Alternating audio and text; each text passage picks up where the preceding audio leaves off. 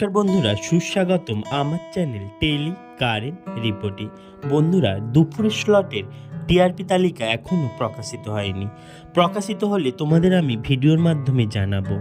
তবে চলুন আজকে এই ভিডিওর মাধ্যমে আমরা জেনে নিই সন্ধ্যা স্লটে এই সপ্তাহে কোন কোন ধারাবাহিক করলো বাজিমাত, কোন কোন ধারাবাহিকগুলি নিজের দখলে স্লট রাখলো, কোন কোন ধারাবাহিকগুলি অনেকটা ব্যবধানে পিছিয়ে গেল প্রতিপক্ষর থেকে।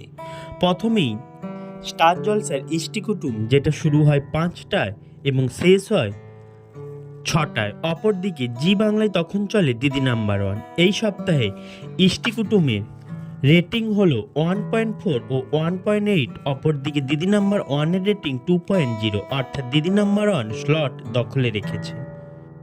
এর ঠিক পরে সন্ধ্যা 6টায় তেঁতুল পাতার রেটিং 4.2, পুবের ময়নার রেটিং 3.7, অর্থাৎ নিজের দখলে স্লট রেখেছে তেঁতুল পাতার ধারাবাহিক।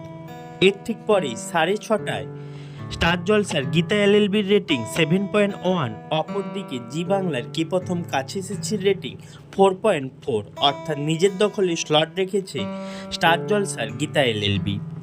এর ঠিক পরেই সন্ধ্যা 7টায় কথা ধারাবাহিকের রেটিং হলো 6.4। অপরদিকে জি বাংলা জগদ্ধাত্রী ধারাবাহিকের রেটিং হলো 6.2, অর্থাৎ এই সপ্তাহে 0.2 ব্যবধানে এগিয়ে আছে স্টার জলসার কথা ধারাবাহিক। এর ঠিক পরেই সন্ধ্যা 7:30টায় বধুয়া ধারাবাহিকের রেটিং 4.9। অপরদিকে জি বাংলার ফুলকি ধারাবাহিকের রেটিং 7.3, যেটি এই সপ্তাহে বাংলার সেরা ধারাবাহিক হয়েছে। অনেকটাই ব্যবধানে এগিয়ে আছে ফুলকি ধারাবাহিক। এর ঠিক পরেই রাত্রে 8টায় হলো স্লট দখলের জোরদার লড়াই। এই সপ্তাহে উড়ানের রেটিং 6.2, অপরদিকে নিম ফুলের মধুর রেটিং 6.8, অর্থাৎ অনেকটাই ব্যবধানে এগিয়ে গিয়েছে নিম ফুলের মধু ধারাবাহিক। এর ঠিক পরেই রাত্রি 8:30টায় আবারও হলো স্লট দখলের জোরদার লড়াই।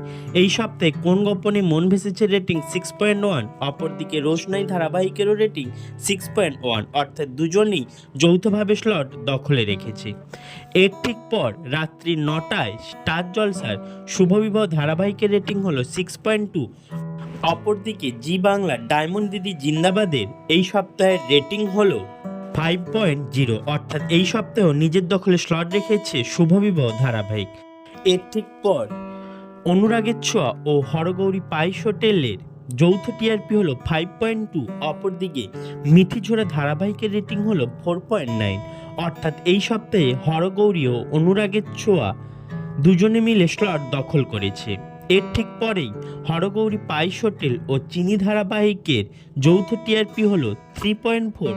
অপরদিকে জি বাংলার মালাবদল ধারাবাহিকের রেটিং হলো 3.1, অর্থাৎ 0.3 ব্যবধানে এগিয়ে আছে হরগৌরী ও চিনি ধারাবাহিকের যৌথ টিআরপি। তো বন্ধুরা, এই সকল ধারাবাহিকের মধ্যে তোমাদের পছন্দের ধারাবাহিক কোনটি তা আমাকে কমেন্ট করে জানিও। ভিডিওটি ভালো লাগলে লাইক করো, শেয়ার করো। বাংলা বিনোদন জগতের এরকম আরও এক্সক্লুসিভ নিত্য নতুন খবর পেতে আমার চ্যানেলটি সাবস্ক্রাইব করো। সবার আগে খবর পেতে পাশে থাকা বেল আইকনটি প্রেস করো। তার সাথে সাথে দেখতে থাকো আমার চ্যানেল টেলি কারেন্ট রিপোর্ট। ধন্যবাদ সবাইকে।